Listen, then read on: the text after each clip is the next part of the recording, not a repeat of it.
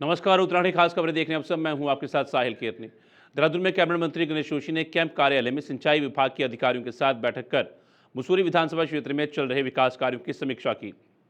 मंत्री ने निर्देश दिए कि सभी निर्माण कार्य तय समय सीमा के भीतर पूरे किए जाएं और लंबित कार्यों को प्राथमिकता दी जाए। और नीलकंठ विहार, ढुवालवाला, सालावाला, खाला गांव और दून विहार क्षेत्रों में जल निकासी व्यवस्था, सुरक्षा दीवार और आरसीसी पाइप से जुड़े बाढ़ सुरक्षा कार्यों को तेजी से पूरा करने को कहा। साथ ही मुख्यमंत्री घोषणाओं के अंतर्गत स्वीकृत सेरकी, सिल्ला और मनसादवाला क्षेत्रों के कार्यों को प्राथमिकता देने पर बल दिया। क्योंकि पिछली वर्ष आपदा से जो हमारा बादल नदी का क्षेत्र है बहुत नुकसान हुआ था।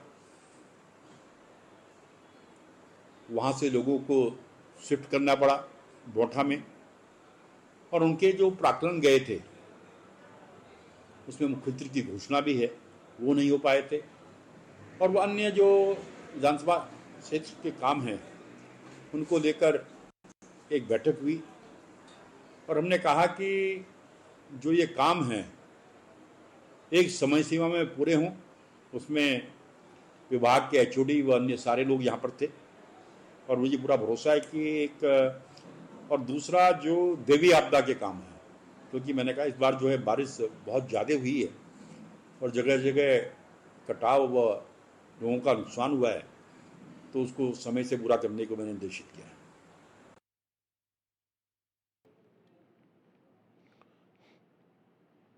उत्तरकाशी जिले के जिलाधिकारी प्रशांत आर्य ने शनिवार को तहसील बड़कोट के आपदा प्रभावित क्षेत्रों का स्थलीय निरीक्षण किया। उन्होंने जंगल चट्टी, बनास, फूलचट्टी और कृष्णा चट्टी में क्षतिग्रस्त यमुनोत्री राष्ट्रीय राजमार्ग के मरम्मत कार्यों का जायजा लिया। डीएम ने बनास से कृष्णा चट्टी तक ट्रैक्टर में बैठकर सड़क मार्ग का निरीक्षण करते हुए एनएच और पीडब्ल्यूडी अधिकारियों को मार्ग को युद्ध स्तर पर सुचारू करने के निर्देश दिए। इससे पूर्व उन्होंने हनुमान चट्टी, वाडिया, बनास, राणा चट्टी और स्याना चट्टी में ग्रामीणों की समस्याएं सुनी और शीघ्र समाधान का आश्वासन दिया।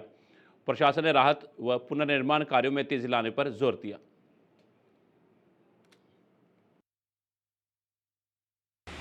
आज यमुनोत्री रूट पे हम लोगों ने एनएच होटल एसोसिएशन और सारे विभागों ने जो संबंधित विभाग हैं निरीक्षण किया है और जैसी उम्मीद थी कि यहाँ पे रास्ता हम लोग सुचारू कर पाएंगे।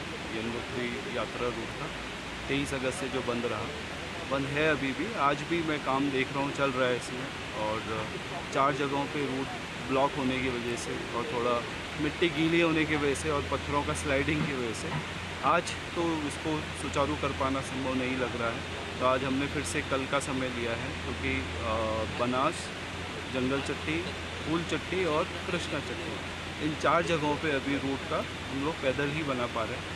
तो बहुत अधिक संभव होगा तो कल फिर एक और अपडेट लेके हम लोग पैदल कृष्णा चट्टी से, अगर संभव हुआ तो मौसम ने साथ दिया, बहुत सामान्य रही स्थिति, तो हम लोग कृष्णा चट्टी से प्रारंभ करने के बारे में पैदल सोच सकते हैं।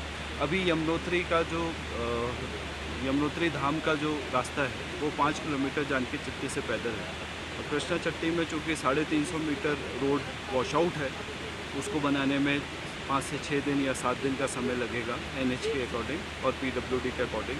तो वहाँ से हम लोग इसको पैदल चलाएंगे, जिस दशा में 2-2.5 किलोमीटर और इसमें जुड़ जाएगा, तो 5 किलोमीटर 7.5 किलोमीटर का यात्रा रहेगी, जो कि बहुत अधिक इस तरह का ट्रैक भी नहीं है कि समानांतर रोड है, पैरेलल रोड है, तो ज़्यादा दिक्कत नहीं होगी। परंतु उससे पहले जहाँ पे हम लोग खड़े हैं, ये फूल चट्टी और जंगल चट्टी और बनास, इसका हम लोग एक अपडेट कर रहे हैं कि आज ये उस स्थिति में आ जाए कि हम लोग यहाँ तक गाड़ियाँ चला पाएँ। तो इसके बारे में कल फिर दोबारा हम लोग अपडेट करके यात्रा का रूट को और यात्रा की अवधि को, समय को लिमिटेड नंबर में कैसे चलाना है उसको निर्धारित करें। कांग्रेस राष्ट्रीय स्तर पर वोट चोरी के खिलाफ बड़ा अभियान शुरू करने जा रही है। प्रदेश कांग्रेस मुख्यालय में वरिष्ठ उपाध्यक्ष सूर्यकांत धस्माना ने बताया कि 15 सितंबर से 15 अक्टूबर तक पूरे देश में हस्ताक्षर अभियान चलाया जाएगा। इस 1 महीने के अभियान में 5 करोड़ लोगों के हस्ताक्षर जुटाकर मुख्य चुनाव आयुक्त को सौंपे जाएंगे। उत्तराखंड में भी कांग्रेस सभी 70 विधानसभाओं, वार्डों और जिला पंचायतों में जाकर लोगों से समर्थन लेगी। धस्माना का कहना है कि राहुल गांधी के खुलासे के बाद केंद्र सरकार घबराई है और कांग्रेस इस मुद्दे पर देशव्यापी जन जागरण करेगी।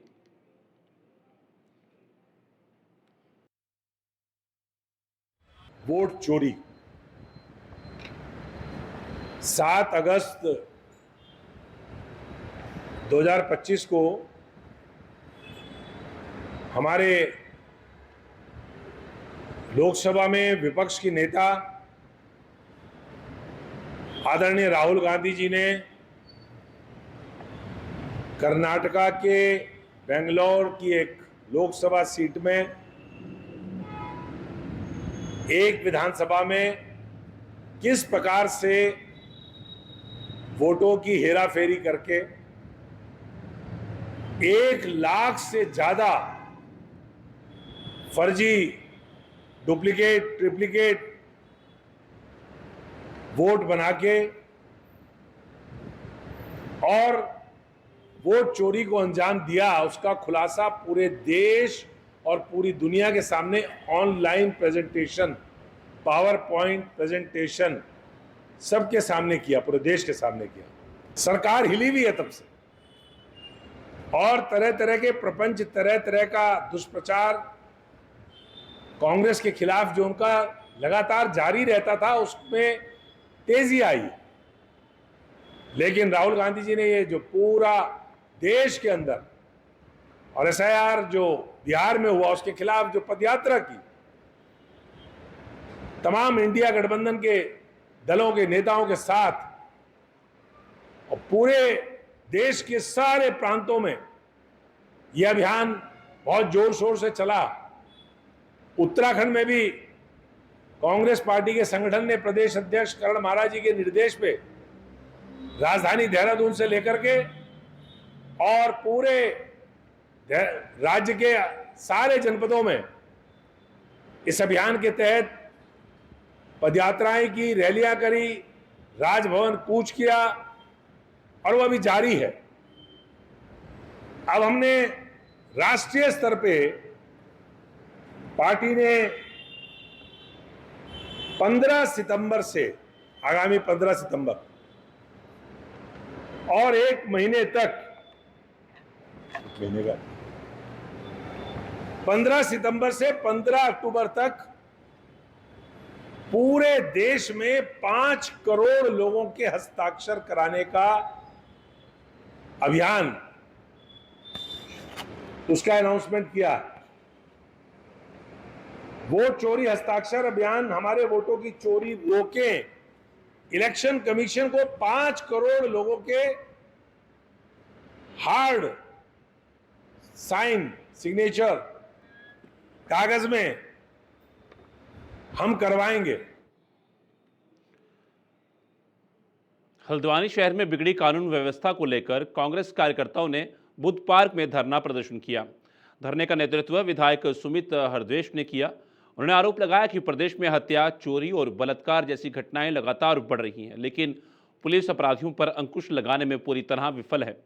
कांग्रेस नेताओं ने कहा कि अपराधियों को भाजपा नेताओं का संरक्षण प्राप्त है, जिस वजह से पुलिस कार्रवाई करने से कतरा रही है।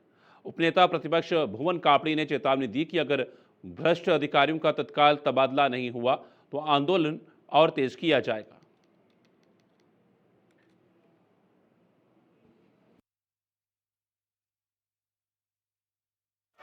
कांग्रेस हमेशा एक रहती है और इस समय जिस तरीके से पुलिस और प्रशासन नंगा नाच कर रहा है, उसके खिलाफ तो हम एक हैं, क्योंकि गरीब लोगों की जमीनों में कब्जे हो रहे हैं, किसान मारे जा रहे हैं, महिलाओं के संग अत्याचार हो रहा है। और ये हम नहीं कह रहे, अभी आपने एक रिपोर्ट देखी होगी महिला आयोग के संगठन की, उसमें क्या आया है।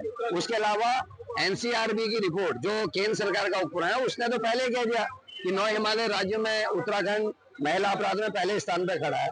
आप देख लीजिए, 2 मंडल अध्यक्ष जमानत में बाहर हैं, इनके दूरसंघ के चेयरमैन जमानत में बाहर है। संतरेसा में 14 साल की लड़की का बलात्कार और हत्या भी ओबीसी सेल का सदस्य मुख्य आरोपी है बीजेपी का। अंकिता भंडारी के केस में वीआईपी का भी पता नहीं पुलकेदारिया इनके मंत्री का लड़का। तो तमाम ऐसे केसेस, भर्ती घोटालों में हाकम सिंह इनके मुख्य आरोपी जो है वो जिला पंचायत के सदस्य बीजेपी के, और पटवारी पेपर लीक में इनका मंडल अध्यक्ष मंगलौर हरिद्वार का मुख्य आरोपी। तो ये दिखाता है कि किस तर्ज पे चल रहा है। और पंचायत चुनाव में जिस तरीके से नैनीताल में हुआ और पुलिस की देखरेख में हुआ, उससे बड़ा नंगा नाच और क्या होगा। जब से भाजपा की सरकार उत्तराखंड में बनी हुई है, प्रदेश की कानून व्यवस्था एकदम लचर हो गई है। जो कानून के रक्षक हैं वही कानून के भक्षक हो गए हैं। हमारे प्रदेश में बलात्कार, लूट, हत्या, चोरी, डकैती जैसी घटनाएं लगातार बढ़ती जा रही है और सरकार आंख बंद कर कर बैठी हुई है। मैं बात करूं हल्द्वानी बनफूलपुरा की घटना की, तो उसमें 9 लोगों की जान चली गई और जो है 100 से ज्यादा लोगों के ऊपर मुकदमे हुए जो अभी भी जेल में हैं। लेकिन सरकार की नाकामी और सरकार की हठधर्मिता देखिए, एक भी अधिकारी जिसकी लापरवाही के कारण इतनी बड़ी घटना हुई, किसी के खिलाफ कार्रवाई नहीं हुई। तो कानून व्यवस्था इस प्रदेश में कैसी है, इनसे बड़ा आपने नहीं देखा होगा।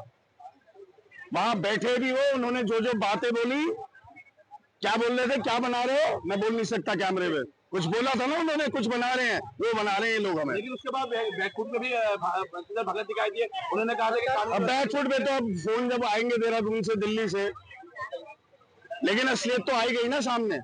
अरे एक विधायक, इतने सीनियर विधायक, इतने सीनियर मंत्री, उनको बैठना पड़ रहा है सड़क पर, तो सोचिए कानून व्यवस्था क्या है।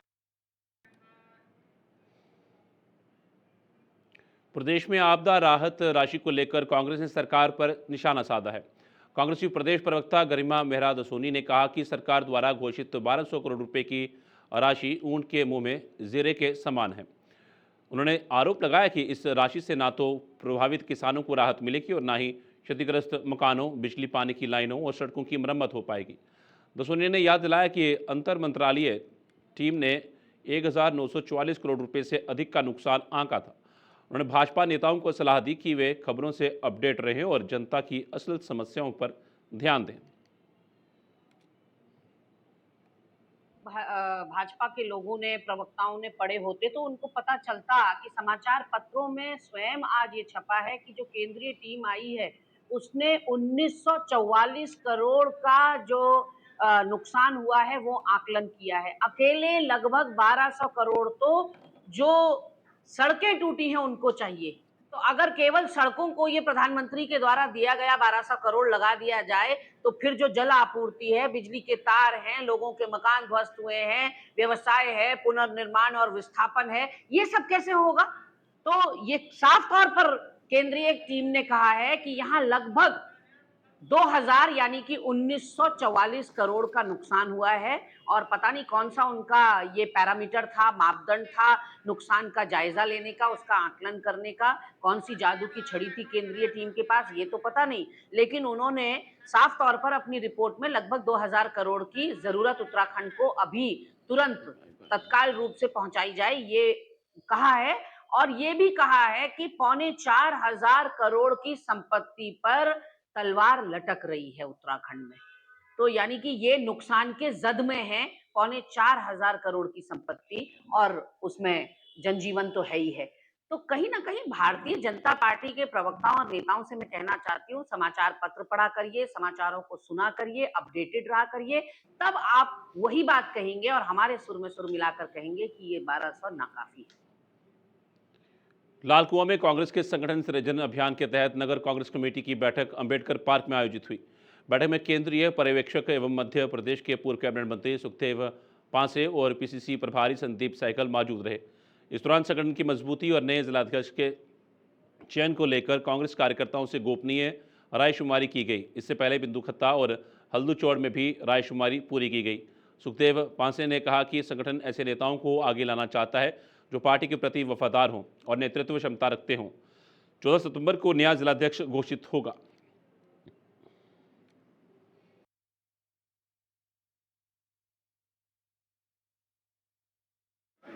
निश्चित तौर पर संगठन सृजन के माध्यम से हमारे आदरणीय खड़गे जी, राहुल जी ने ये तय किया कि दिल्ली से कोई जिलाध्यक्ष नैनीताल का न बने। जो जिलाध्यक्ष बने वो हमारे कार्यकर्ताओं की मंशा के अनुरूप उनकी रायशुमारी से जो वो चाहते हैं, कार्यकर्ता, नैनीताल की जनता, कार्यकर्ता, नेता, सभी लोग जो चाहते हैं उनके अनुरूप जिलाध्यक्ष की नियुक्ति हुई।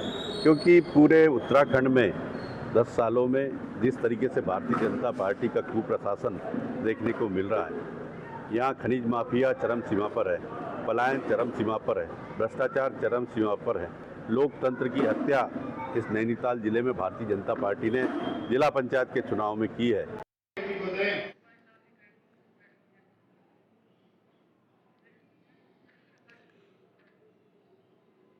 काशीपुर नगर निगम से जुड़ी लंबित समस्याओं को लेकर महापौर दीपक बाली ने शनिवार को प्रेस वार्ता कर जनता को बड़ी राहत देने वाली घोषणाएं की। उन्होंने बताया कि हाउस टैक्स रसीद के आधार पर रजिस्ट्री बंद होने से लोगों को भारी दिक्कतों का सामना करना पड़ रहा था, लेकिन अब मुख्यमंत्री पुष्कर सिंह धामी के हस्तक्षेप से ये समस्या सुलझा ली गई है और मंगलवार से रजिस्ट्री कार्यालय सुचारू रूप से काम करने लगेगा।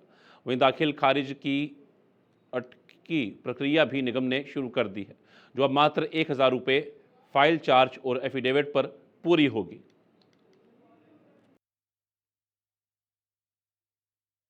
जिस तरीके से संपत्ति कर हाउस टैक्स की रसीद पर रजिस्ट्रियां होती थी, मंगलवार से जैसे जो पहला कार्य दिवस होगा ये 3 दिन की छुट्टी के बाद, मंगलवार से उसी तरीके से रजिस्ट्रियां होनी शुरू हो जाएंगी। हाँ, 2% दाखिल खारिज जो हमारे बोर्ड के द्वारा पहली बैठक में प्रस्ताव पास करके शासन को भेज दिया गया था, जिस पर कार्यवाही चल रही है, लेकिन बहुत से लोग वहां से अभी निर्णय न होने की वजह से समस्या से जूझ रहे थे।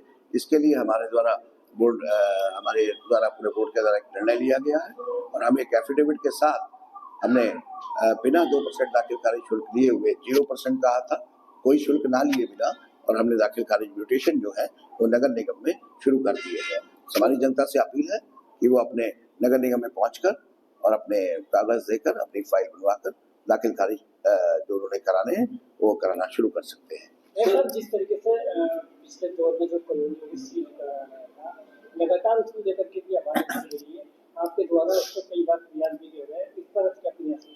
हाँ, देखिए, अब जो हमारी अनऑथराइज कॉलोनियां हैं जो बना दी गई पूरे जिले के अंदर, ऐसी लगभग 1000 कॉलोनियां हैं।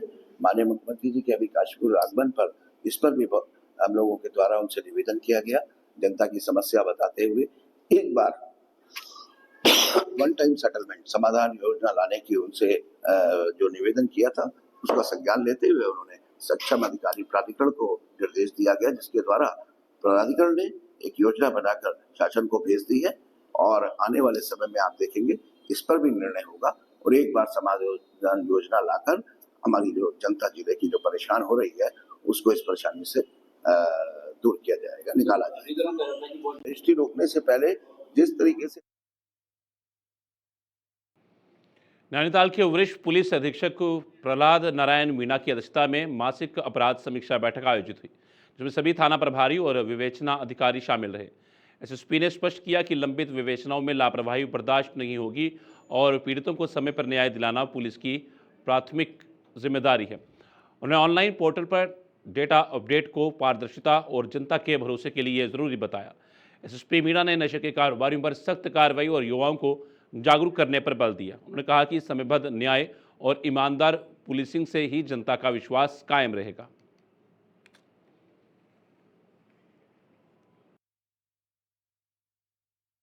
देखिए, आज जो क्राइम की मासिक समीक्षा हुई है, इसमें एक तो लंबे समय से जो विवेचनाएं पेंडिंग चल रही है उनको लेकर रिव्यू किया गया है। इसके अलावा जो कुछ पोर्टल हैं जिनमें को डाटा अपलोड होना है, तो भारत सरकार के द्वारा बहुत सारे डाटा की मॉनिटरिंग की जा रही है, तो उस पोर्टल्स में कैसे डाटा अपलोड होना है, अभी अपलोड जो किया जा रहा डाटा उसकी क्वालिटी क्या है और उसको बेहतर कैसे करना है, और जो डाटा अपलोड किया जा रहा है उसको आगे जो प्रिवेंटिव पुलिसिंग है या जो क्राइम है उसको वर्कआउट करने में कैसे यूज करना है, इस संदर्भ में आज जो है विस्तृत दिशा निर्देश दिए गए हैं। इसके साथ ही जो प्रिवेंटिव एक्शन जो हो रहे हैं, चाहे शराब के खिलाफ हो या नशे के खिलाफ या जो ड्रग है उसके खिलाफ, इन सब चीज़ों को लेके भी थाना वाइज रिव्यू किया गया है। जो एरियाज है जहाँ पे और कार्रवाई की आवश्यकता है वहाँ कार्रवाई की जा रही है, और इसके अलावा कुछ ऐसे लोग जो इसमें जिनका क्रिमिनल रिकॉर्ड है उनके खिलाफ गैंगस्टर की हिस्ट्री शीट की या पिट एनडीपीएस की क्या कार्रवाई की जा सकती है, उसको लेके भी आज रिव्यू किया गया है। इस संदर्भ में दिशा निर्देश दिए गए।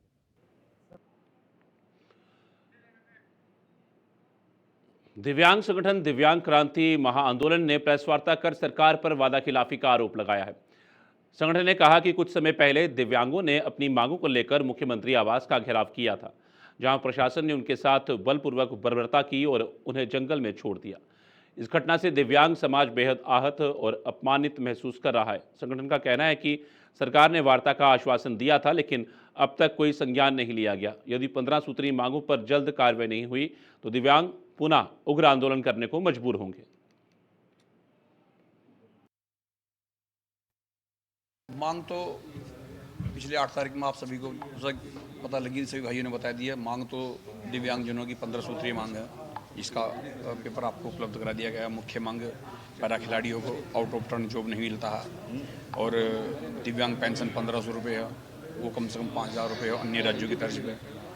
विकलांग लोन हो और मूक बधिर भाइयों का लाइसेंस नहीं बनता, लाइसेंस बनना चाहिए। इस तरह की मांगे हैं। लेकिन दुख की सबसे बड़ी बात यह है कि दिव्यांगजनों का एक ऐतिहासिक आंदोलन हुआ, उस आंदोलन के सकारात्मक परिणाम आने की उम्मीद थी, लेकिन वो परिणाम नहीं आए जो दिव्यांगजनों को सरकार से उम्मीद थी। अब कैसे इस बारे में अंदाजा लगाया जा सकता है कि सरकार हम लोगों के लिए कितनी संवेदनहीन है।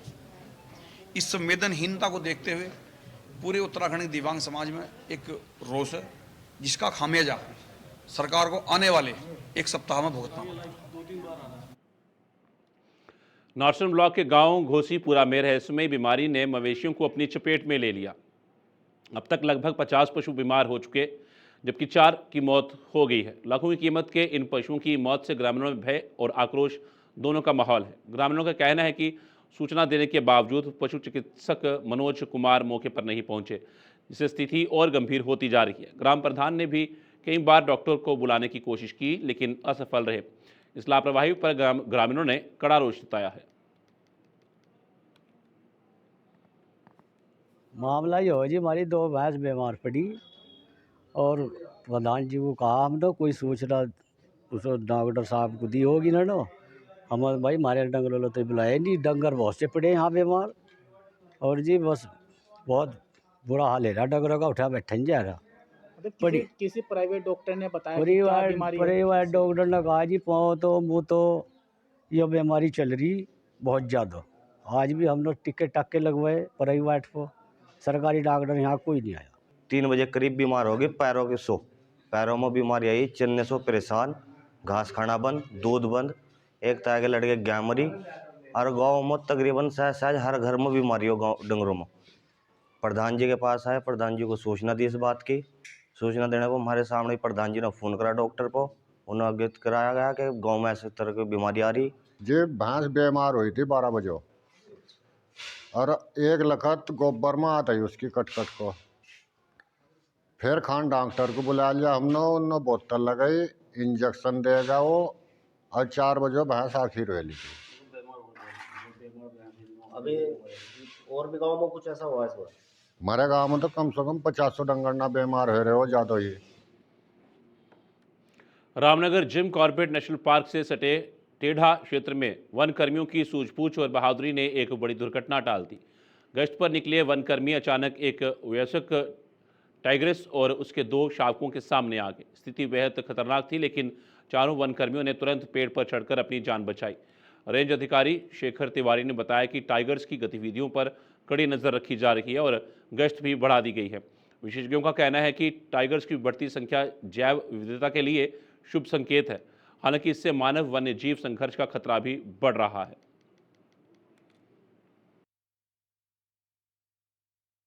हमारे जो कर्मचारी हैं प्रतिदिन की नियमित गश्त पर थे, आज भी गश्त कर रहे थे। अचानक जो है एक टाइगर अपने बच्चों के साथ अचानक उनके मुंह के सामने आ गई, तो वो थोड़ा घबरा जैसे गए और पेड़ पर चढ़ गए।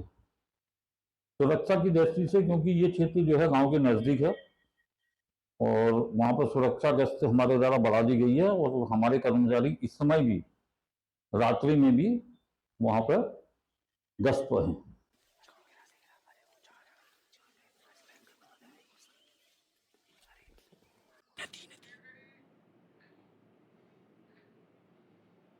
उत्तरायणी खास खबर में फिलहाल इतना ही। दीजिए इजाजत, नमस्कार।